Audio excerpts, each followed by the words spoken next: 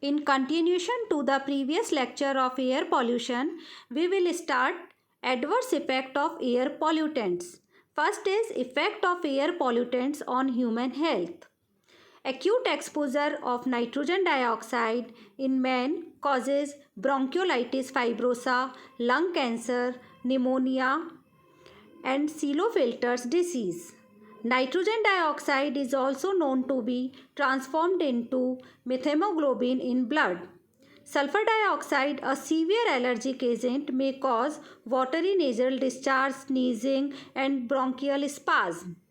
Carbon monoxide, when inhaled, passes through the lungs and diffuses directly into bloodstream, where it combines with hemoglobin to form carboxyhemoglobin. Carbon monoxide has affinity for hemoglobin 210 times more than oxygen. Hemoglobin is thus unable to transport oxygen to body tissues. Its long exposure may cause dizziness, unconsciousness, and even death. Particulates with sulfur dioxide causes silicosis, bronchitis.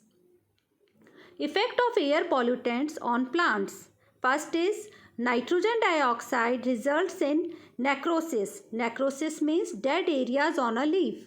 Second is chlorosis, reduction of chlorophyll. Third is apinesty, means downward curvature of leaf. Sulfur dioxide causes bleaching, spots, chlorosis, and affects photosynthesis along with ozone and peroxyacetyl nitrate. Carbon monoxide at higher level 100 to 1000 ppm causes leaf curling, leaf drop, reduced leaf size, and interference with cellular respiration. Peroxyacetyl nitrate result in silvering of lower surface of leaf, damage to sensitive leaves, and suppressed growth. Effect of air pollutants on material.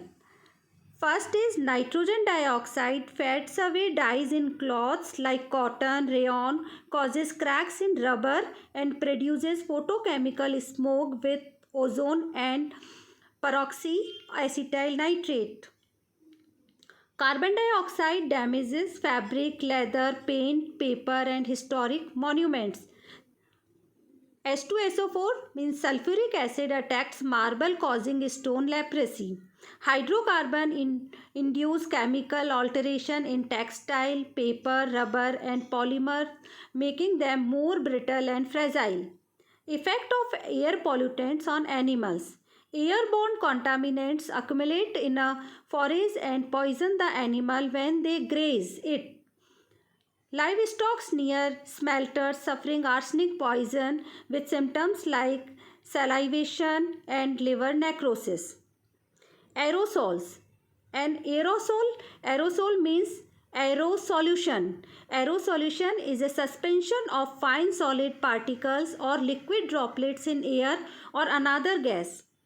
Aerosols can be natural or anthropogenic. Example of natural aerosols are fog, mist, dust, and geyser steam. Example of anthropogenic aerosols are particulate air pollutants and smoke. The liquid or solid particles have diameter typically less than 1 micrometer. Larger particles with a significant settling speed make the mixture a suspension, but the distinction is not clear cut. In general conversation, aerosols usually refer to an aerosol spray that delivers a consumer product from a can or similar containers.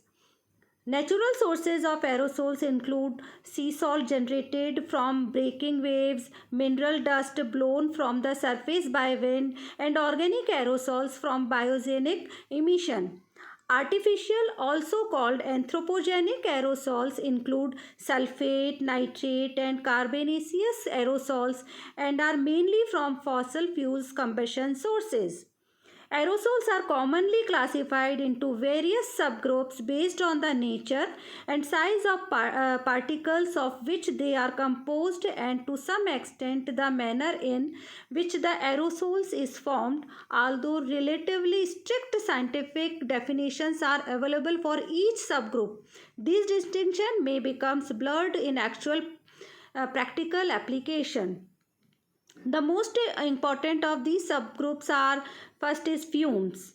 Fumes consist of solid particles ranging in size from 0.001 to 1 micron. Some typical fumes are those produced by dispersion of carbon black, petroleum solids, and tobacco solids in air. Probably the most familiar form of a fume is smoke. Smoke is formed from the incomplete combustion of fuels such as coal, oil, or natural gas. Its particles are smaller than 10 microns in size. Second is dust. Dust also contains solid particles suspended in a gas, usually air, but the particles are larger in size than those in a fume. They range from about 1 to 100 microns and even larger in size. Dust is formed by the release of materials such as soil and sand, fertilizers, coal dust, cement dust, pollens, and fly ash into the atmosphere. Because of their larger particle size, dust tend to be more unstable and settle out more rapidly than in case of fumes, which do not settle out at all. Then mist. Mist are dispersion in a gas of liquid particles less than about 10 micron in size. The most common type of mist is that formed by tiny water droplets suspended in the air, as on a cool summer morning. If the concentration of liquid particles becomes high enough to affect visibility, it is then called a fog. A particular form of fog that has become significant in the last half century is smoke. Smoke forms when natural moisture in the air interact with human produced components such as smoke and other combustion products to form chemical active materials.